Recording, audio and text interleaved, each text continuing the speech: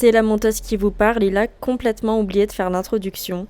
Donc bonjour à tous et bienvenue sur la vidéo. Aujourd'hui on vous parle de la Speedway léger et on vous présente la prépa 100% Rage Mechanics faite dessus. Jackie, il est venu me voir parce qu'il avait une Speedway léger et il trouvait que ça roulait pas assez vite, ça accélérait pas assez fort. Ce qu'il a voulu, c'est avoir quelque chose de un peu plus puissant, qui roule un peu plus vite, tout en gardant le côté compact, léger et pratique. Nous, ce qu'on aime en tout cas sur ce châssis, c'est qu'il est à la fois petit et compact, mais tu peux mettre une grosse batterie. Donc dedans, on a pu rentrer une batterie 75 volts, 21 ampères-heure. Donc pleine charge, ça fait 88,2 volts. Pour précision, cette batterie a été conçue par Save My Battery, notre partenaire qui est à Lyon.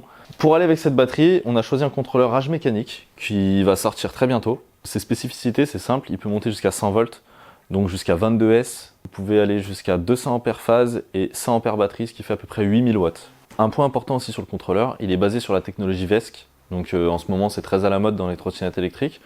Nous, on est pionniers sur le VESC, ça veut dire que ça fait un peu plus de 3 ans et demi qu'on a utilisé la première fois un VESC sur trottinette, donc on a bien l'habitude.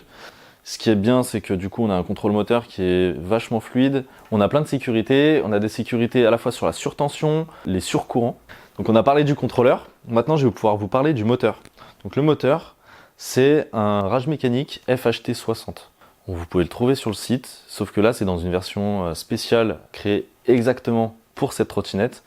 Pour vous donner quelques infos sur ce moteur, il est donné pour 2000 watts continu et jusqu'à à peu près 10 000 watts en pic. Et en termes de performance, il est plus coupleux qu'un moteur de Weped FS. Une info en plus, si on n'a mis qu'un moteur, c'est pour une raison simple, c'est qu'on voulait garder cette machine légère. Aujourd'hui, elle fait 24,8 kg. On a une pièce maîtresse, c'est le Smart Display, vous l'avez sans doute déjà vu dans pas mal de nos photos, pas mal de nos montages, de nos préparations. C'est un écran qu'on a développé entièrement en France, avec l'aide de François. Il a été complètement développé, ça veut dire que ce soit le software, le hardware, la partie mécanique, tout le fait qu'il soit en alu, avec une belle vitre, tout a été fait ici. Et avec ce Smart Display, donc vous pouvez retrouver une gâchette d'accélération et vous avez ici une gâchette de frein électrique. Il est progressif, il est variable, donc ça veut dire que si vous accélérez, vous faites varier votre accélération. Si vous freinez, c'est la même chose dans l'autre sens. C'est vraiment parfait pour l'utilisation ville et de tous les jours. Le Smart Display, ce qui est intéressant, c'est qu'il est étanche. Ça veut dire que s'il pleut, vous pouvez rouler sous la pluie, il n'y a aucun problème.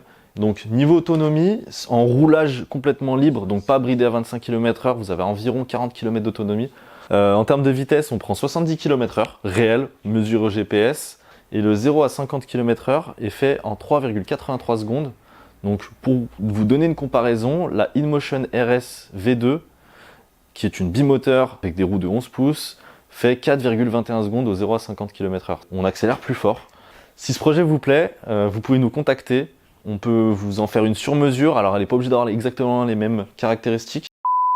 Il a aussi oublié la conclusion, donc on espère que la vidéo vous a plu. Si c'est le cas, abonnez-vous, lâchez un like et un commentaire. Voilà, merci, bonne journée.